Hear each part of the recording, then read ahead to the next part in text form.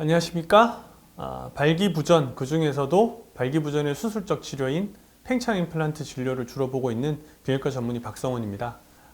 이번 시간엔 남성의 강해 주제 중에 음경의 크기와 길이에 대해서 말씀을 드리도록 하겠습니다. 음경의 크기, 길이, 제가 가끔 이렇게 인터넷이나 혹은 맨즈 어쩌고 저쩌고 하는 이렇게 잡지 같은 거 보면은 전 세계 남자들의 인종별 음경 크기, 나라별 음경 크기 막 이렇게 연구를 한 것처럼 보이는 그런 것들이 많이 보여요. 특히 동양 사람들께 작다 이런 식으로 나와 있어요. 근데 이 연구들이 실제로 그런 과학적인 연구가 된 건가? 아니에요. 샘플 사이즈가 몇 명인가? 그런 얘기도 없어요. 그래서 음경의 크기에 대해서는 제대로 된 연구가 거의 별로 없어요. 왜? 음경이란 장기는 남성의 신체에서 크기가 가장 많이 늘어났다 줄어들었다는 장기예요.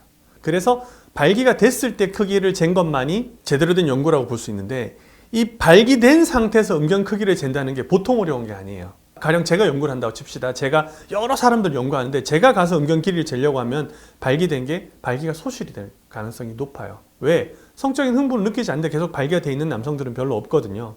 그렇기 때문에 일단 연구자가 측정한다는 게 어렵고, 두 번째는 본인에게 재라고 할 때 본인 보고 발기시켜가지고 음경 길이를 재라고 하면은 길이를 더 길게 얘기하는 경우가 많아요. 큰 게 좋다라고 생각하는 그런 선입관들이 있기 때문에 남성들이 본인이 길이를 재라라고 해서 나온 결과들에 대한 신뢰성에 문제가 가는 거예요. 근데 최근에 나온 연구들 중에 유일하게 믿을 만한 연구가 하나 있어요. 뭐냐? 미국에 있는 콘돔 회사에서 당신들 음경 사이즈에 맞는 커스텀한 사이즈의 콘돔을 만들어 줄 테니까 발기를 시켜가지고 이렇게 발기시켜서 우리한테 길이를 보내주세요 라고 한 연구가 있어요. 이거는 콘돔 회사에서 처음에 가정이 뭐였냐면, 흑인들은 클 거고 백인들이 그 다음일 거고 아시안들이 가장 작을 거니까 콘돔의 크기 사이즈를 이렇게 만들어야 되겠구나.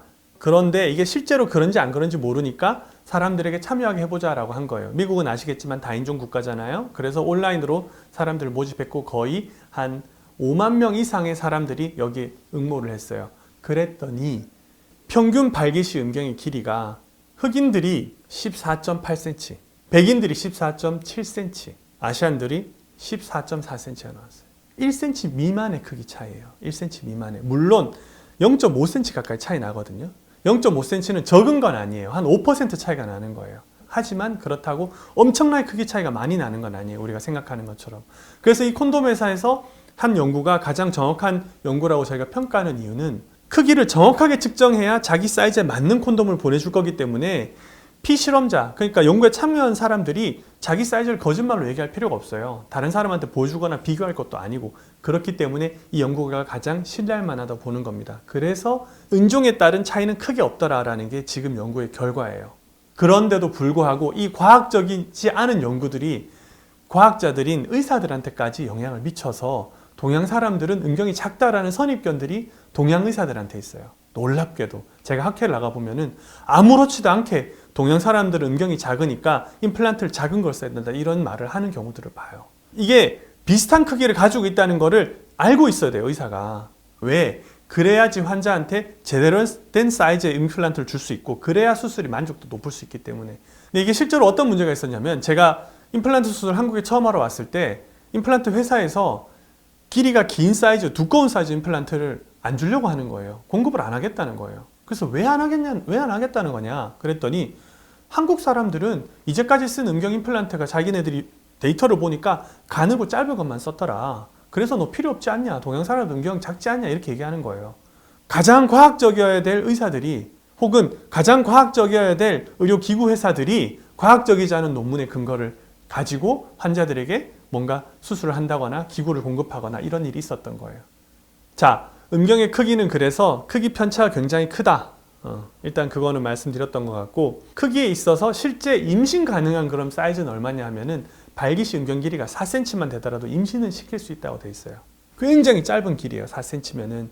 그럼에도 불구하고 임신이 그 정도면 가능하다. 하지만 대체로 우리나라 남성들은 보통 평균 크기가 발기시켰을 때 귀두를 제외한 크기 같은 경우에 보통 한 8에서 9cm 정도는 돼요.